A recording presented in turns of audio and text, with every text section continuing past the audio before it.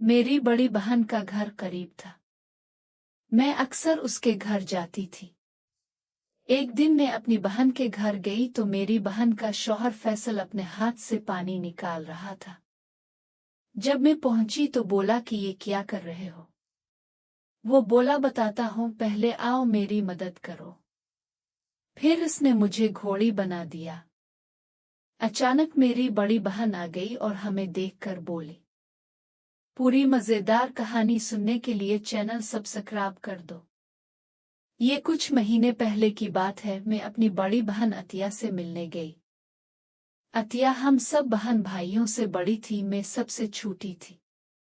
मैं जब पहुंची तो मेरे बहनोई खुद को सरवर दे रहे थे। उनकी उम्र भी काफी हो गई थी। मैं हैरान रह गई कि इस उम्र में भी वो खुद को सरवर दे रहे हैं। अचानक उनकी नजर पड़ गई और बोला, नादिया हो? मैंने कहा, जी। फिर मैंने पूछा, बाजी कहाँ है? वो बोला, हमसाए के घर गई है। मैंने कहा, अभी मुझे जल्दी है, मैं फिर कभी आऊंगी। मैं वापस आने लगी तो वो बोला, नादिया रुको। मैंने कहा, जी। तो वो बोला, तुमने कुछ देखा तो नहीं? मैं बोली, क्या मतलब? इसने कहा, मैं खुद को राहत दे रहा था, तुम अचानक आ गई। मैंने कहा, ठीक है मैं जाती हूँ। फिर इसने बोला कि ये बात तुम सिर्फ अपने तक रखना। मैंने भी कह दिया, इस उम्र में तुम्हें ऐसा करने की क्या जरूरत है आपको? वो बोला, बस मेरे पास यही रास्ता होता है। वो मुझे अपनी कहानी बताने लगा। फिर कुछ ही देर में मुझे कहा, नादिया तुम आई तो वैसे भी हो, एक मैच लगा ले। इसकी बातें सुनकर मेरा भी दिल चाहने लगा। पहले तो मैं कुछ देर खामोश रही, फिर मेरे बहनोई फैसल ने जब इसरार किया तो मैंने हाँ कर दी। फैसल मुझसे भी काफी बड़ा था। फिर मैच का आगाज हो गया। ये मेरी जिंदगी का वो मैच था कि मुझे सबसे ज्यादा सर्वर मिला। मैं हैरान रह गई कि इतना अच्छा मैच लगाते हैं। फिर काफी हद तक हमारा मैच जारी रहा। फैसल तो आउट होने का नाम ही नहीं ले रहे थे। फिर मजीद कुछ देर गुजरने के बाद मैं आउट हो गई। ये बात मेरी सोच से ही बाहर थी। खैर कुछ दिन गुजरने लगे तो बात पुरानी होने लगी।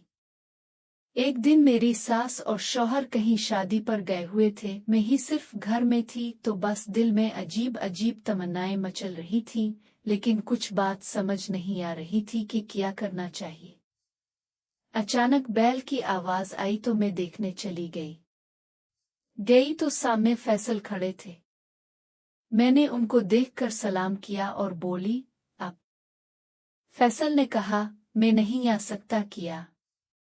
मैंने कहा, नहीं नहीं ऐसी कोई बात नहीं है। अतिया कहाँ है? वो नहीं आई साथ?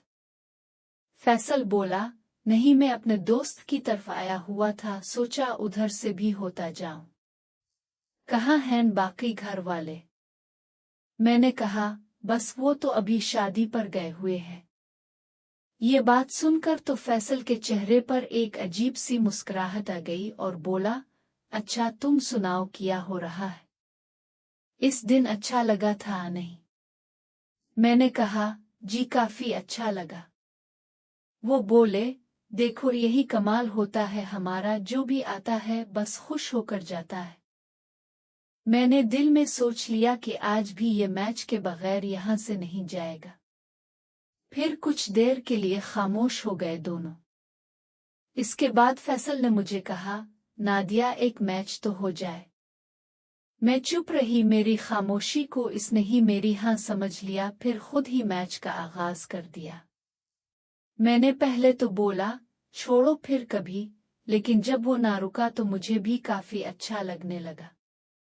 फिर मैंने भी खुद को उनके हवाले कर दिया। फिर हमारे एक खूबसूरत मैच का आगाज हो गया।